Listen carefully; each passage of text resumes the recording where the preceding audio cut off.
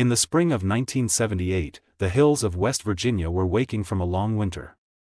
The dogwoods were beginning to bloom, and the air in McDowell County carried that particular smell of damp earth and coal dust that people who grew up there never quite forget. It was the kind of place where everyone knew everyone, where secrets were supposed to be impossible, where the idea that something terrible could happen and remain hidden for decades seemed like something from a different world entirely. But on a cool morning in late March of that year, something did happen. Something that would tear through the fabric of a small community and leave a wound that wouldn't begin to heal for 27 years. Margaret Louise Hendricks was 63 years old that spring. She lived alone in a modest house on the edge of Welch, the county seat, in a neighborhood where the houses sat close enough that you could hear your neighbor's radio through the walls. She'd been a widow for 8 years. Her husband, Robert, had died of black lung disease after spending 30 years in the mines, and she'd learned to navigate the world without him, though it hadn't been easy. Margaret was the kind of woman people described as resilient. She kept her yard neat, attended First Baptist Church every Sunday without fail, and volunteered at the county library 2 afternoons a week. She had 3 grown children, all of whom had moved away for work, scattered across Ohio and Pennsylvania. She wrote them letters every week, each one carefully composed at her kitchen table, and she lived for their phone calls. Before we go any further into what happened to Margaret, and how an entire town would spend nearly 3 decades living with a truth they couldn't quite name, take a moment to hit subscribe. Tell us in the comments where you're watching from. We'd love to know how far these stories reach, how many people still believe that the truth matters, no matter how long it takes to surface. This channel exists to tell the stories that time tried to bury, to honor the people whose names deserve to be remembered, and to remind us all that justice, however delayed, is still justice. Now, let me take you back to that spring, to a woman who had no idea that the routine of her ordinary life was about to end. Margaret's Tuesdays followed a pattern. She would wake early, make herself a pot of coffee, and listen to the morning news on the radio while she ate toast with apple butter. She'd dress carefully, always in a skirt and blouse, always with her hair pinned back, and she'd walk the 4 blocks to the library by 9:30. The walk took her past the courthouse, past Miller's Hardware, past the diner where the coal miners gathered for breakfast before their shifts. People would wave. She'd wave back. It was the kind of town where that still meant something. On Tuesday, March 28, 1978, Margaret made that walk. The head librarian, Dorothy Keene, would later remember that Margaret seemed perfectly normal that morning. They talked about the upcoming church bake sale. Margaret had promised to make her famous apple dumplings. She'd worked her shift, reshelving books, helping a young mother find picture books for her children, chatting quietly with the regulars who came in to read the newspapers. At 3 o'clock, just as she always did, Margaret had gathered her purse and her light spring coat and said goodbye to Dorothy. She'd walked back toward home the same way she'd come. She never made it. When Margaret's daughter, Patricia, called that evening around 7 and got no answer, she wasn't immediately concerned. She tried again at 8. Then at 9. By 10 o'clock, Patricia was calling her mother's neighbors. Mrs. Geneva Porter, who lived 2 houses down, agreed to walk over and check. She'd seen Margaret leave for the library that morning but hadn't seen her return, which was unusual because Margaret always waved when she came home. Mrs. Porter knocked on the front door. No answer. She knocked again, louder. Nothing. The house was dark. She tried the door and found it locked. Mrs. Porter called Patricia back. They agreed that something was wrong. By 11 that night, Patricia had called the Welch Police Department, and Officer Raymond Cooper was dispatched to Margaret's address. He arrived to find Mrs. Porter waiting on the front porch, wringing her hands. Officer Cooper knocked, announced himself, got no response. He walked around the house, shining his flashlight through the windows. Everything looked undisturbed. The back door was locked. He radioed for assistance, and within 20 minutes, 2 more officers arrived with the landlord, who had a key. What they found when they opened that front door would haunt every person who entered that house for the rest of their lives. Margaret Hendricks was lying on her living room floor, just inside the door. She was still wearing her library clothes, her purse still on her shoulder. Her coat was partially off, as if she'd been in the process of removing it when something had stopped her. There was blood. Not a lot, but enough. The cause of death would later be determined to be blunt force trauma to the head, delivered with enough force to fracture her skull. The medical examiner would say she'd likely died quickly, probably within minutes of being struck. There were signs of a brief struggle. A lamp was overturned. Her glasses were on the floor, the frames bent. But the house itself hadn't been ransacked. Her purse hadn't been taken. Her jewelry box in the bedroom was untouched. This wasn't a robbery. This was something else. By dawn, the news had spread through Welch like a fever. Margaret Hendricks, that sweet lady who worked at the library, was dead. Murdered. In her own home. In broad daylight, or near enough to it. The shock was profound and immediate. This was 1978 in a small West Virginia coal town where violent crime was rare, where murders were things that happened in cities, in places that weren't here. People locked their doors that night who'd never locked them before. Parents kept their children closer. The sense of safety that had always been part of the texture of life in McDowell County evaporated in a matter of hours. The Welch Police Department, a small force of fewer than a dozen officers, was overwhelmed. They called in assistance from the West Virginia State Police. Detective Arnold Mitchell, a veteran investigator from the State Bureau, arrived within 2 days and took command of the case. Mitchell was a methodical man, soft-spoken but thorough, someone who believed that every case could be solved if you asked enough questions and listened carefully to the answers. He set up a command post in the courthouse and began conducting interviews. The first and most obvious question was who had been the last person to see Margaret alive. That turned out to be Dorothy Keene at the library, who'd watched her leave at 3 o'clock. The walk from the library to Margaret's house took about 15 minutes. That meant Margaret should have arrived home around 3:15, maybe 3:20. The medical examiner estimated time of death between 3 and 5 in the afternoon. So somewhere in that window, someone had entered Margaret's house, or had been waiting for her when she arrived, and had killed her. Detective Mitchell started with Margaret's family. That was standard procedure. Most victims know their killers, and the statistics pointed towards someone close. But Margaret's children were alibied. Patricia was in Cleveland with her husband and their 2 young children. Margaret's son, David, was in Pittsburgh at his job at a steel mill. The youngest, Carol, was in Columbus, verifiably at work. None of them had any reason to harm their mother. By all accounts, they'd had good relationships with her, called her regularly, visited when they could. The idea that any of them were involved was quickly dismissed. Friends and neighbors were interviewed next. Everyone spoke of Margaret in glowing terms. She was kind, quiet, kept to herself but was always friendly.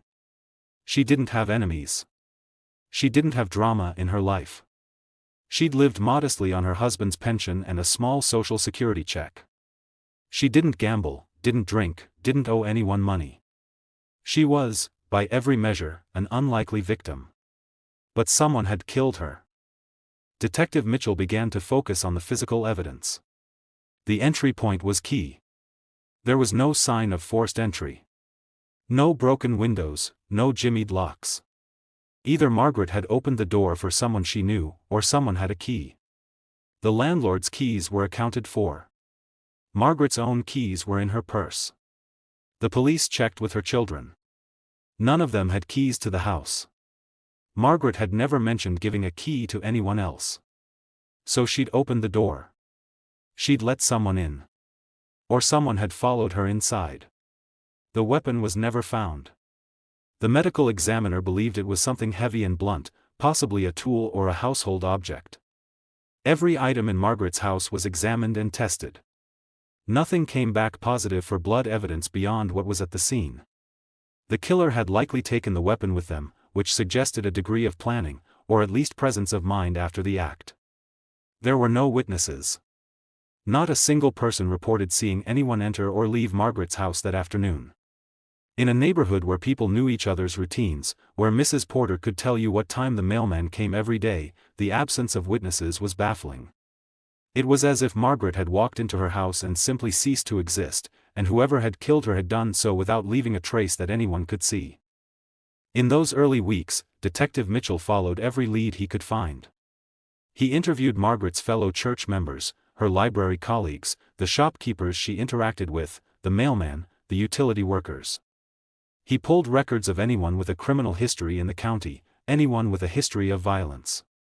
He looked at transients who might have been passing through town. He checked with the bus station and the train depot. Nothing led anywhere. Every lead dried up. Every theory collapsed under scrutiny. There was one person who kept appearing in the background of the investigation, not because he was a suspect but because he was everywhere. Thomas Edwin Garrett. He was 34 years old in 1978, a lifelong resident of Welch, and he worked as a maintenance supervisor for the county school system. He was married, had 2 young sons, lived in a tidy house about 6 blocks from Margaret's. He attended the same church Margaret did, though he wasn't as regular in his attendance. His wife, Linda, sang in the choir. Thomas was known around town as a helpful sort, the kind of man who'd fix a leaky faucet for a neighbor or help someone move furniture. He'd helped out at the library a few times, doing minor repairs, moving heavy book carts. Detective Mitchell interviewed Thomas as part of the general canvass of people who'd known Margaret. Thomas said he'd seen her at church the previous Sunday. She'd seemed fine. He hadn't seen her on the day she died.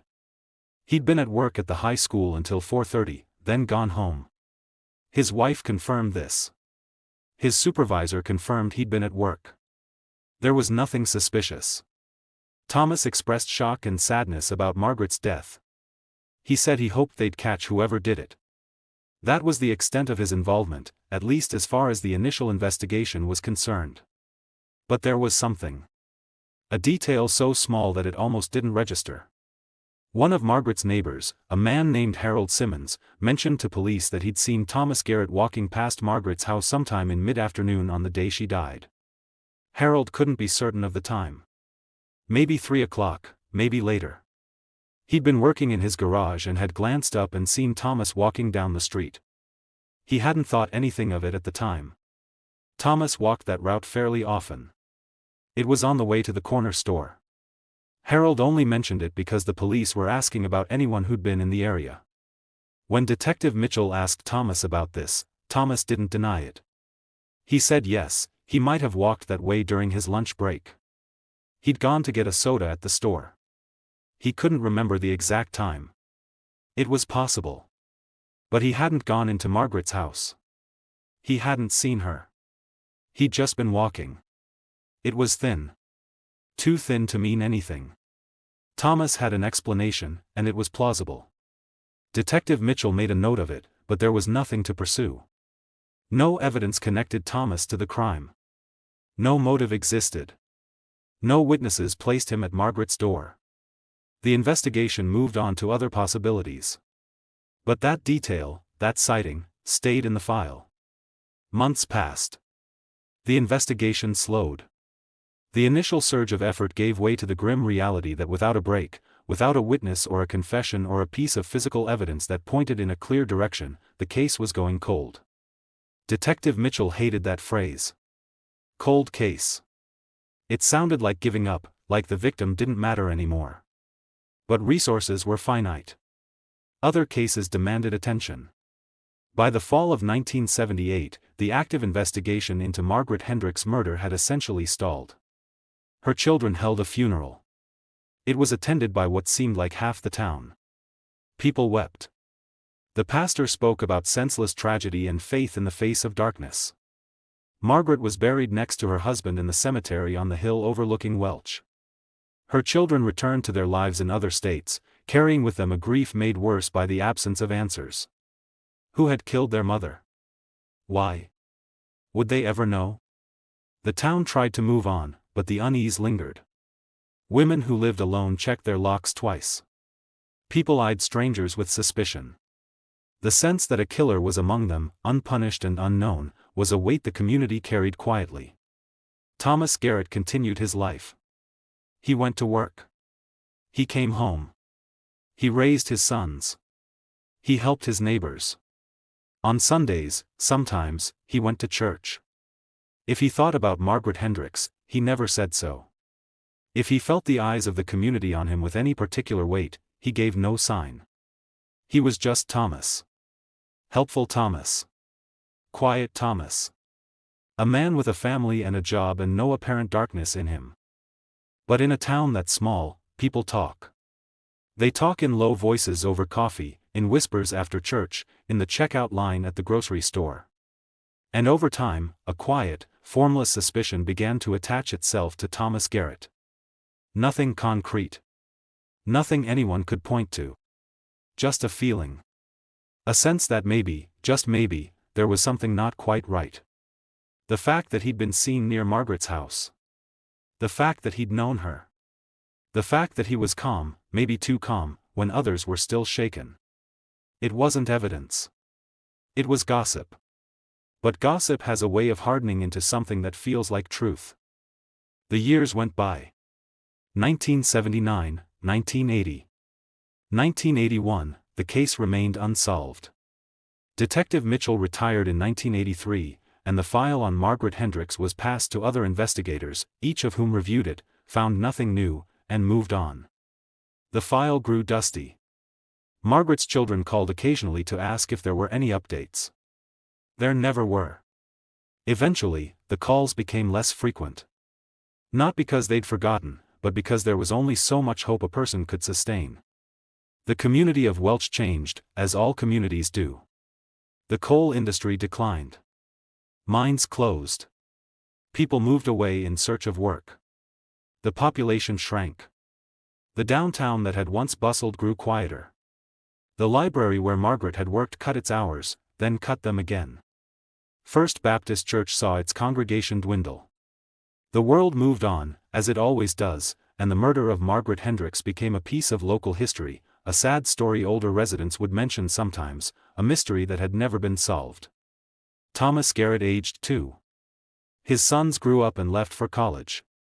His wife Linda stayed with him, though some people whispered that the marriage wasn't happy, that Linda seemed worn down, that she never smiled much anymore.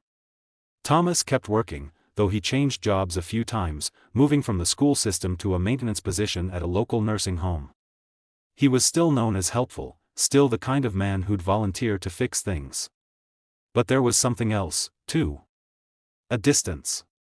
A coldness that people noticed more as he got older. In 1992, Linda Garrett filed for divorce. It surprised no one. The proceedings were quiet and uncontested. Linda moved to Charleston to be near her sister. Thomas stayed in Welch, living alone now in the house that had once held his family. He didn't talk much about the divorce. He didn't talk much about anything. He went to work, came home, kept to himself. And still, every few years, someone would mention Margaret Hendricks. Usually it was in the context of other unsolved cases, other mysteries. The murder was part of the town's folklore now, a story told to illustrate how things used to be, how violence had come even here, how justice didn't always win. But justice, it turns out, is patient. In 1998, 20 years after Margaret's death, the Welch Police Department hired a new detective named Sarah Colvin. She was young, 32, and she'd come from a larger department in Charleston. She was ambitious and thorough, and she had a particular interest in cold cases. One of the first things she did was request access to the old files, the unsolved murders and disappearances that had accumulated over the decades. The file on Margaret Hendricks was near the top of the stack. Detective Colvin spent weeks reading through the reports. She reviewed the witness statements, the physical evidence logs, the autopsy report. She read Detective Mitchell's notes, his theories, his frustrations. And she noticed something that previous investigators had noted but never pursued aggressively, the sighting of Thomas Garrett near Margaret's house on the day of the murder. It wasn't much. But it was something. And Detective Colvin believed in following threads, no matter how thin. She started quietly. She didn't want to alarm anyone or tip her hand. She pulled Thomas Garrett's background. No criminal record. No history of violence. He'd lived in Welch his entire life, worked steady jobs, paid his taxes. On paper, he was unremarkable. But Detective Colvin had learned that remarkable crimes were often committed by unremarkable people. She began interviewing people who'd known Margaret, people who were still alive and still in the area. Many had moved or died, but some remained. She spoke with Dorothy Keene, the librarian, who was now in her 80s and living in a nursing home. Dorothy remembered Margaret fondly and remembered the shock of her death. She also remembered Thomas Garrett doing repair work at the library. She said he'd always been polite but that there was something about him that made her uncomfortable. She couldn't articulate what it was. Just a feeling. Detective Cole then spoke with Harold Simmons, the neighbor who'd seen Thomas walking near Margaret's house. Harold was in his 70s now, his memory not as sharp as it had once been, but he confirmed what he told police in 1978. He'd seen Thomas that afternoon. He couldn't swear to the exact time, but it was sometime between 3 and 4. She spoke with others. Fellow church members. Former co-workers of Thomas. And a pattern began to emerge, not of evidence but of perception. People were uncomfortable around Thomas. They couldn't say why. He'd never done anything overtly wrong, but there was a quality to him, a blankness, that unsettled them. A woman, a former neighbor named Judith Crane, told Detective Cole then something that made her pause. Judith said that in the months after Margaret's murder, she'd seen Thomas sitting in his car outside his house late at night, sometimes for hours, just sitting in the dark. She'd thought it was odd but hadn't said anything at the time. It had seemed too strange to mention, too disconnected from anything. But looking back, she wondered. These were not facts. They were impressions, feelings, anecdotes. They wouldn't hold up in court. But they gave Detective Cole then a direction. In the fall of 2000, Detective Cole then made a decision. She would re-interview Thomas Garrett. Not as a casual follow-up, but as a focused inquiry. She wanted to see how he responded, whether he'd changed his story, whether he'd give her anything she could use. She called him and asked if he'd be willing to come to the station to answer a few questions about Margaret Hendricks. There was a long silence on the phone. Then Thomas said yes, he'd come. They met on a gray October morning. Thomas arrived on time, wearing a clean button-down shirt and slacks.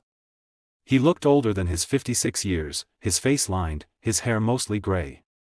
He sat down across from Detective Cole then in the interview room and folded his hands on the table.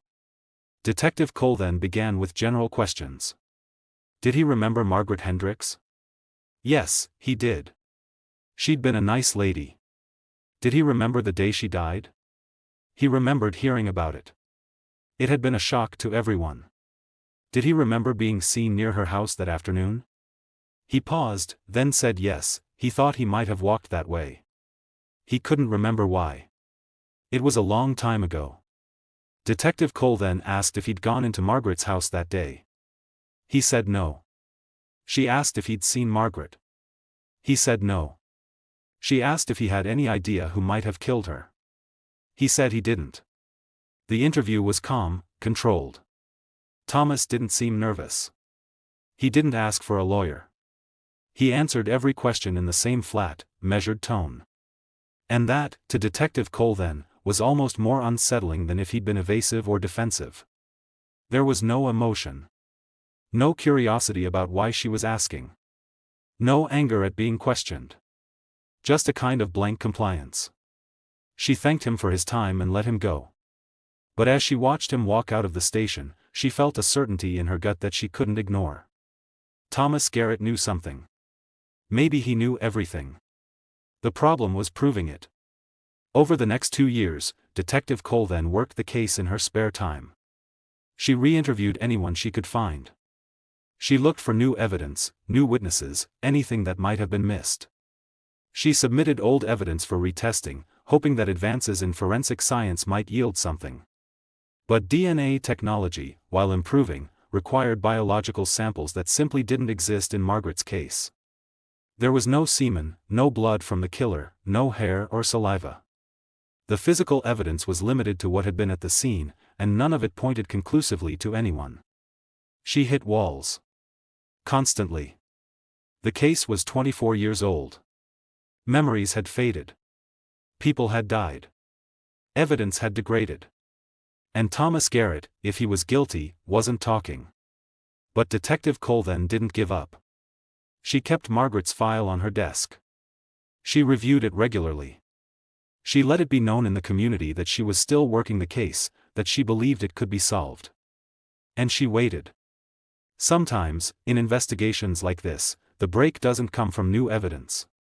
It comes from time. From pressure. From the weight of a secret becoming too heavy to carry. In the spring of 2003, something shifted. Thomas Garrett's health began to decline. He'd been diagnosed with emphysema, likely from years of exposure to coal dust and cigarette smoke. He was on oxygen, his breathing labored. He'd stopped working and spent most of his days at home, alone. His sons visited occasionally, but they lived out of state and had families of their own. Thomas was, by all accounts, isolated. It was around this time that Reverend Marcus Tully, the pastor of First Baptist Church, began making pastoral visits to Thomas. Reverend Tully was relatively new to Welch, having arrived in 2001, and he didn't know the full history of the town or of Margaret Hendricks' murder. He was simply doing what pastors do, ministering to the sick, offering comfort, praying with those who were suffering. Thomas, surprisingly, welcomed the visits. He didn't attend church anymore, but he seemed to appreciate the company. Reverend Tully would sit with him for an hour or more, talking, reading scripture, praying. Thomas didn't say much, but he listened. What no one realized at the time was that Thomas Garrett was beginning to crack under the weight of something he'd carried for 25 years. It started small. During one visit in the late summer of 2003, Thomas mentioned Margaret Hendricks to Reverend Tully. He said he'd known her, that she'd been a good woman, that it was a shame what had happened to her. Reverend Tully, not knowing the full context, agreed. It was a tragedy. Thomas was quiet for a long moment, then said something that caught Reverend Tully's attention. He said, "Some things, you can't undo." Reverend Tully asked what he meant. Thomas didn't answer directly. He just shook his head and said, "I've thought about her a lot over the years." That conversation stayed with Reverend Tully. There was something in the way Thomas had said it, something heavy and unresolved. After the visit, Reverend Tully asked some of the older church members about Margaret Hendricks. That's when he learned the full story. That she'd been murdered. That the case had never been solved. That some people in town had always wondered about Thomas Garrett. Reverend Tully was not a detective. He was a man of faith, someone who believed in redemption and the power of confession. But he also believed in accountability. During his next visit with Thomas, he gently asked if Thomas had something on his conscience, something he needed to talk about. Thomas looked at him for a long time. Then he said, "Would God forgive anything?" Reverend Tully said yes, he believed God could forgive anything if a person was truly repentant. Thomas nodded slowly. He didn't say anything more that day. But Reverend Tully could see that something was building. It was in October of 2003, 25 years almost to the month after Margaret's death, that Thomas Garrett finally broke. Reverend Tully arrived for his weekly visit and found Thomas sitting in his living room, the oxygen tank hissing beside him, his face pale and drawn. Thomas looked up and said, "I need to tell you something." What followed was a confession that would take nearly 2 hours. Thomas told Reverend Tully that he had killed Margaret Hendricks. He said he'd gone to her house that afternoon in March of 1978. He'd knocked on the door. She'd let him in. He said he'd intended to rob her, that he'd been in financial trouble and had thought she kept money in the house. He said she'd recognized him, had been surprised to see him, and he'd panicked. He said he'd picked up a wrench he'd been carrying in his jacket, something he'd had from a repair job earlier that day, and he'd struck her. He said she'd fallen. He said he'd stood over her and realized what he'd done, and then he'd left. He said he'd taken nothing. He said he'd thrown the wrench into the river on his way home. He said he'd gone back to work as if nothing had happened. He said he'd lived with it every day since. He said it had destroyed him from the inside out. He said he'd thought about turning himself in 1,000 times but could never do it. He said he'd told himself he'd been young, that it had been an accident, that he couldn't take it back. He said he'd watched Margaret's children grieve and had done nothing. He said he'd watched the town live in fear and had said nothing. He said he was a coward. He said he was sorry. Reverend Tully sat in silence after Thomas finished. He was shaken, horrified, overwhelmed. He told Thomas that he needed to go to the police. Thomas nodded. He said he knew. He said he was ready. But Reverend Tully faced a dilemma. What Thomas had told him was, in the eyes of the church, a pastoral confession, something said in the context of spiritual counseling.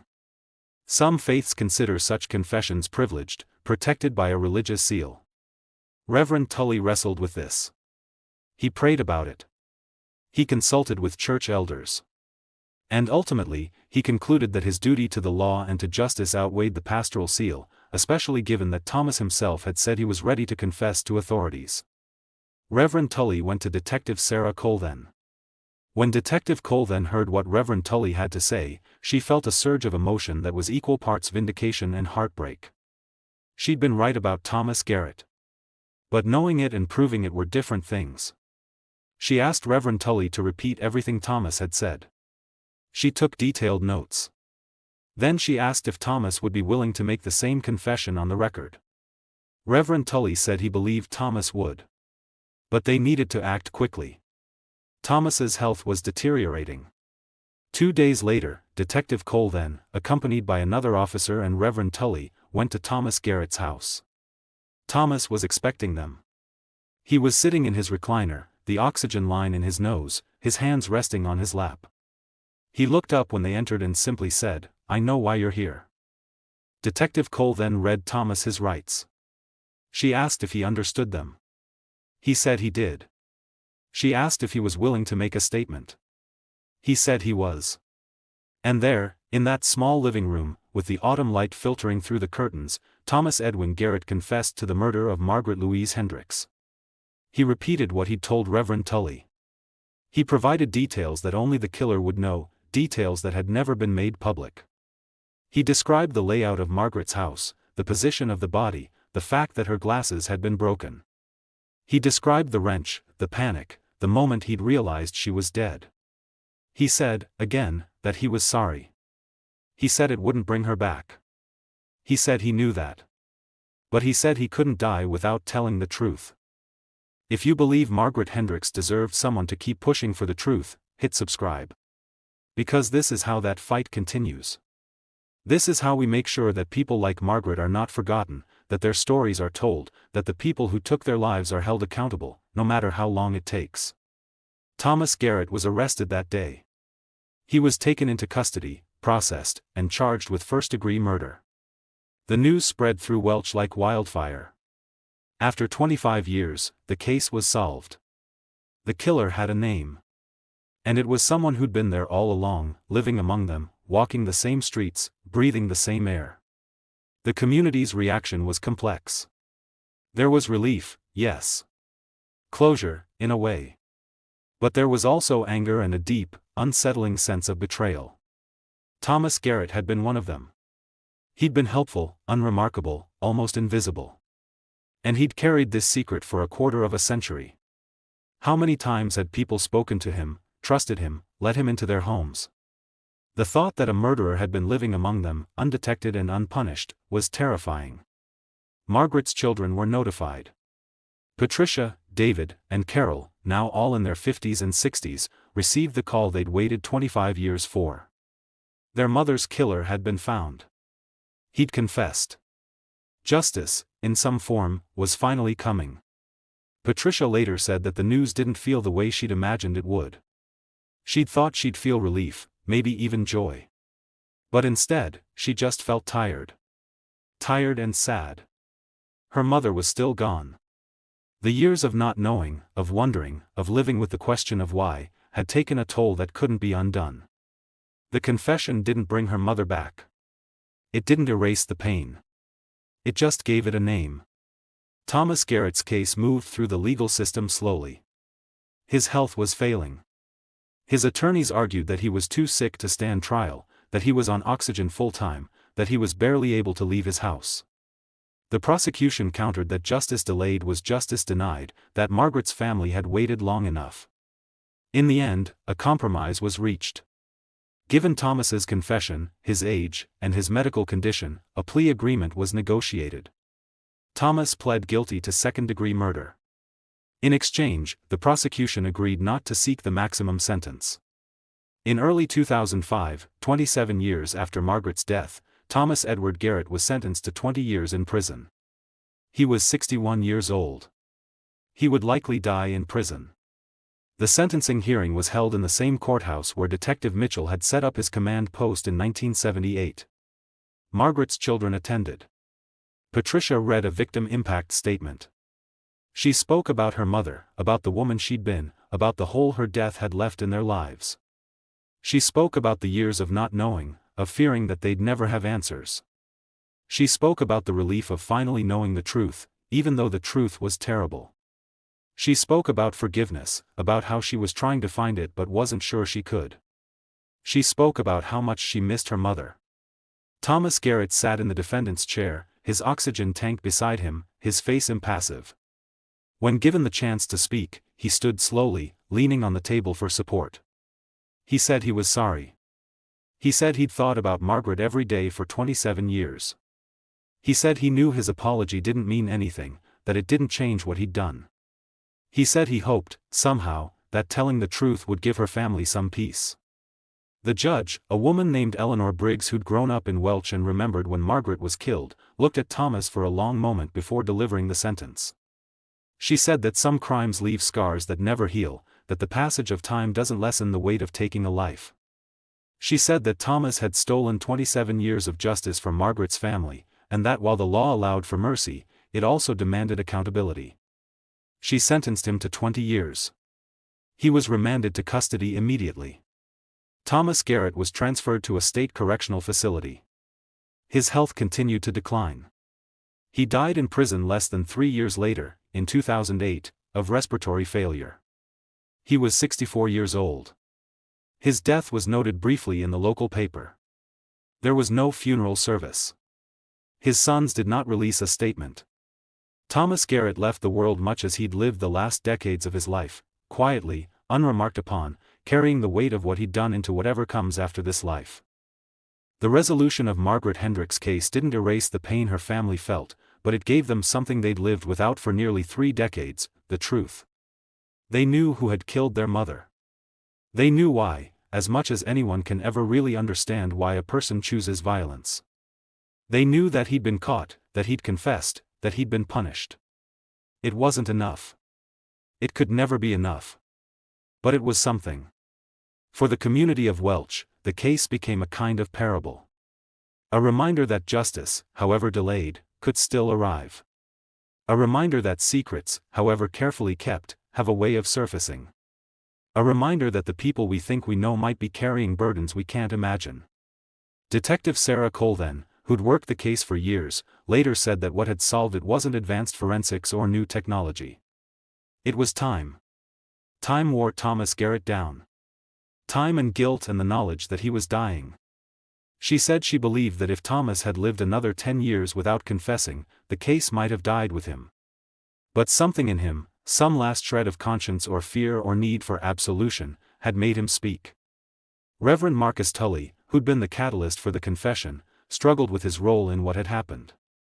He questioned whether he'd done the right thing, whether he'd violated a sacred trust by going to the police. But he ultimately concluded that justice for Margaret Hendricks was more important than protecting the secret of the man who'd killed her. He continued his ministry in Welch for several more years before moving to another parish. He never forgot Thomas Garrett or Margaret Hendricks. He prayed for both of them. The case left questions that would never be answered. Why had Thomas gone to Margaret's house that day? He'd said it was to rob her, but some people doubted that. He'd known her. He'd known she didn't have money. Some wondered if there was more to it, some other motive he'd never admitted. Others wondered if it really had been a moment of panic, a terrible mistake that had spiraled out of control. The truth, whatever it was, died with Thomas. What's certain is that Margaret Louise Hendricks deserved better. She deserved to grow old. She deserved to see her grandchildren grow up. She deserved to live out her quiet, simple life in peace. And when that was taken from her, she deserved justice that didn't take 27 years to arrive. Her story is one of thousands. Cold cases that sit in file cabinets, names that fade from memory, families that learn to live with questions that have no answers. But it's also a story about persistence. About a detective who wouldn't let the case die. About a pastor who chose truth over silence. About a killer who, in the end, couldn't carry the weight anymore. In the years since Thomas Garrett's conviction and death, Margaret's children have tried to move forward. They speak about their mother occasionally, keeping her memory alive for their own children and grandchildren. They've said that while the resolution didn't heal all wounds, it gave them permission to stop living in the question of what happened and to start living with the knowledge that their mother's life, and her death, had not been forgotten. The house where Margaret died is still standing. It's been sold several times over the years. New families have lived there, unaware of the history or choosing not to let it define the place. The library where Margaret worked has changed. Dorothy Keene passed away in 2010. The coal industry that once sustained McDowell County has all but disappeared. Welch is quieter now, smaller, a shadow of what it once was. But people still remember. The older residents still talk about Margaret sometimes. About how the whole town was shaken. About how it took so long to find out what had happened. About how the man who did it lived right there among them, hidden in plain sight. There's a lesson in that. About the nature of guilt, about the corrosive power of secrets, about the way a single act of violence can ripple outward through time and touch hundreds of lives. Thomas Garrett didn't just kill Margaret Hendricks. He stole her future. He traumatized her family. He terrified a community. And he lived with the knowledge of what he'd done for 27 years, letting it hollow him out from the inside until there was almost nothing left. Some people believe that confession brings peace. That admitting the truth, no matter how terrible, is a kind of release. Maybe Thomas found that in his final years. Maybe telling Reverend Tully, telling the police, standing in court and saying the words out loud gave him some measure of relief. Or maybe it didn't. Maybe the weight never really lifts. Maybe some things can't be undone, can't be forgiven, can't be reconciled. Maybe Thomas died with the same burden he'd carried for decades, only now with the added knowledge that everyone knew what he'd done. The story of Margaret Hendricks is, in many ways, a story about time. About how much of it passed while her killer walked free. About how slowly justice can move. About how long a family can wait for answers. But it's also a story about inevitability. About how the truth, patient and relentless, eventually finds its way to the surface. There are thousands of cases like Margaret's. Victims whose names most people don't know. Families still waiting. Files still sitting in storage. And there are people working those cases, detectives and investigators and advocates who refuse to let them be forgotten. People like Sarah Colvin, who spent years chasing a thread that others had dismissed.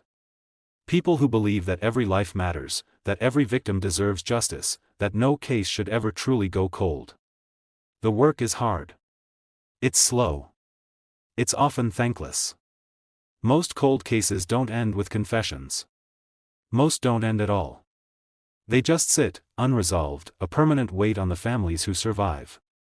But when one does get solved, when a name is finally attached to a crime, when accountability finally arrives, it matters. Not because it undoes the harm. It doesn't. But because it says that we remember. That we care. That we will keep looking, keep asking, keep pushing until the truth comes out. Margaret Hendricks was 63 years old when she died. She was a widow, a mother, a volunteer librarian. She liked apple dumplings and writing letters and going to church. She was kind. She was quiet. She was ordinary in all the best ways. And she deserved to live. Thomas Garrett took that from her. He took it for reasons that, even after his confession, never fully made sense. He took it and then he lived with what he'd done, carrying it like a stone in his chest for 27 years until he couldn't carry it anymore. In the end, both of them are gone now. Margaret has been gone since 1978. Thomas since 2008. But the story remains. A reminder of what was lost.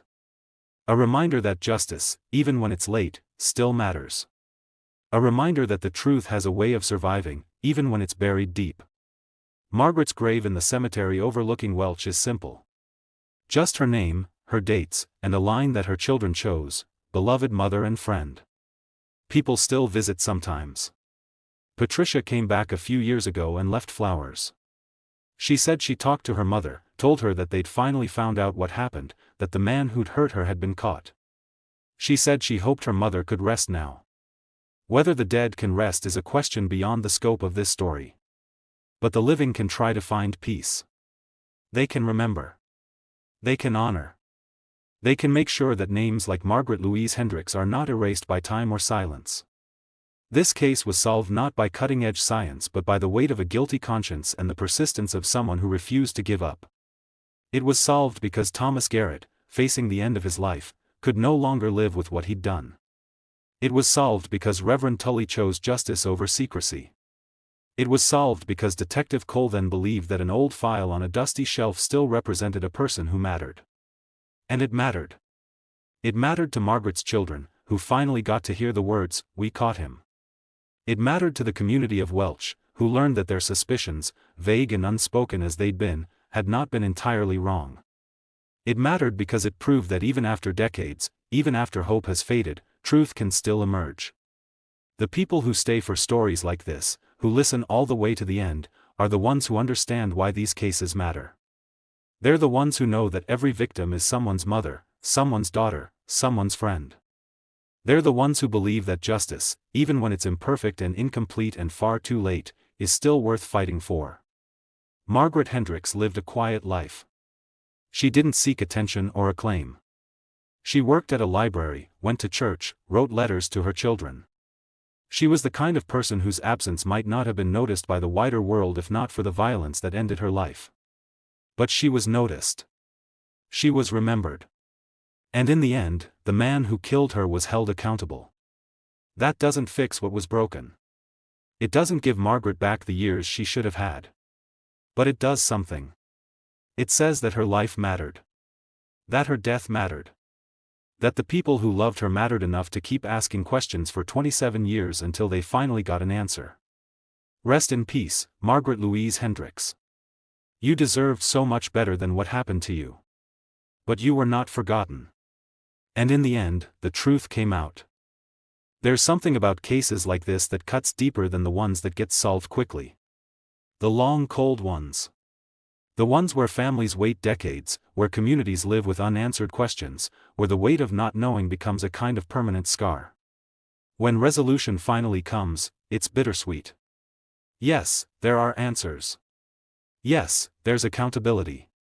But there's also the crushing realization of how much time was lost, how many years passed while the person responsible walked free.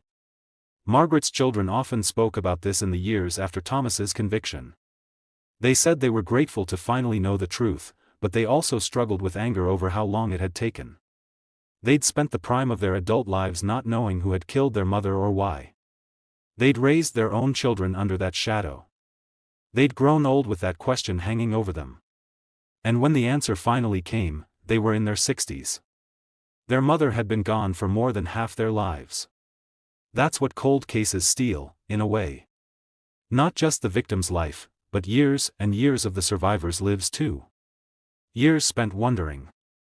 Years spent looking over their shoulder. Years spent never quite being able to move on. But there is also something profoundly human about the way these cases sometimes resolve. Not through science or technology, but through the simple, devastating weight of guilt. Thomas Garrett's confession was not forced. He wasn't tricked or coerced. He simply couldn't hold it anymore. 27 years of carrying that secret had eaten away at him until there was almost nothing left. And in his final years, facing his own mortality, he chose to speak. Some might see that as redemption. Others might see it as too little, too late. Both perspectives are valid. Thomas's confession gave Margaret's family answers, but it didn't undo the harm. It didn't bring Margaret back.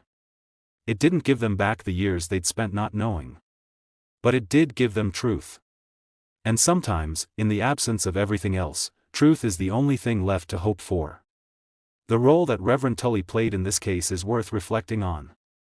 He was a man caught between two sacred obligations, the pastoral duty to protect confessions and the moral duty to pursue justice. Different faith traditions would answer that dilemma differently. Some would say he violated a sacred trust by going to the police. Others would say he did the only thing he could do in good conscience. There's no easy answer. But what's clear is that without Reverend Tully's decision to act, Thomas Garrett's confession might have died with him. The case might have remained unsolved forever. Margaret's family might never have known.